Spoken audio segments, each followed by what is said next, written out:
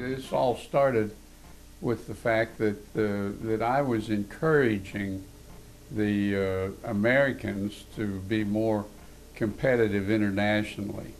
And as a result, when I went to the Open in 1960, that kind of inspired the whole thing to get rolling again, and made the Ryder Cup even more interesting because the guys started to realize that the British and the international team were going to be more competitive, and Peter Oosterhuis was one of the lead players. But Tony Jacklin also was a good player, and he was very competitive, and he helped make the team competitive enough. Well, I didn't have anybody that could play. I had a bunch of young guys that were never on the team before, like Nicholas and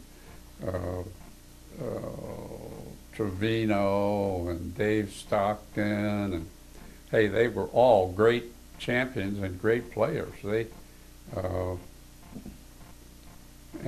We probably had, with Jay Abear as the captain, one of the strongest teams ever put together for the Ryder Cup. Lee Trevino had an appendix attack and was operated on just prior to the matches, and that worked out okay. And of course, Casper, he broke his toe, and we kidded a little bit about that since he abstained from any beverages.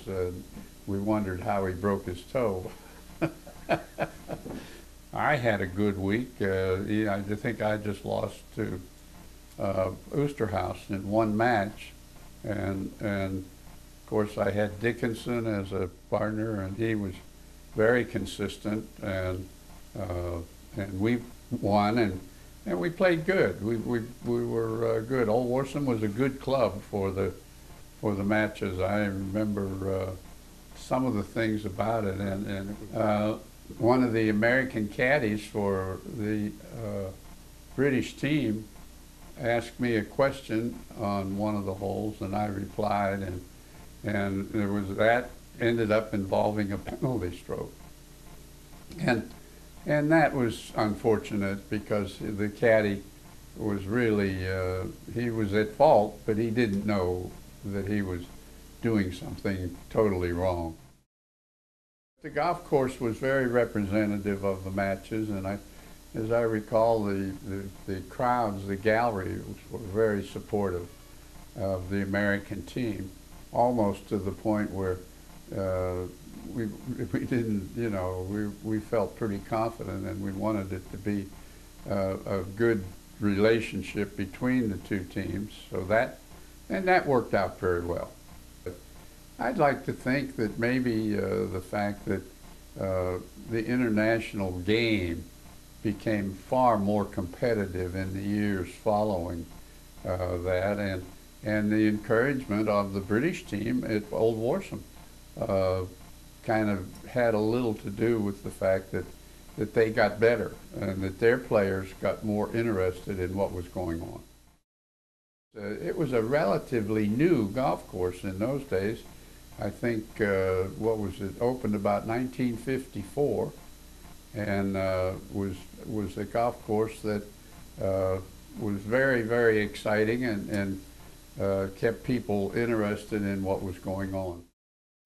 They wanted to play on the team. It was important that they make the team, so it was very competitive getting on the team, and that was exciting in itself, to make the Ryder Cup team and represent the country. I always got a little choked up because that was how important it was to me to represent the United States in the matches. It was an emotional thing for me. When you stand there and they play the Star Spangled Banner and God Save the Queen, it gets pretty uptight, and it was fun. It was a competition that you enjoyed playing with the guys that you're competitive with all year, and now here you are playing partners with them, and you want them to play well, and you want to win with them, And I think that makes it exciting. And you must remember that the entire world is watching you as an American and as a player on the Ryder Cup. It's important to know that you are an individual, but you're not the only person involved in this match. Your teammates, the country is watching how you perform and watching what happens. And I found it very exciting. I took some friends with me to most of the Ryder Cups that I played on, and everyone had a good time and had the feeling of allegiance to playing the Ryder Cup and winning the matches. It's a beautiful trophy, and it's one that I'm very proud to have represented the United States in playing on that team.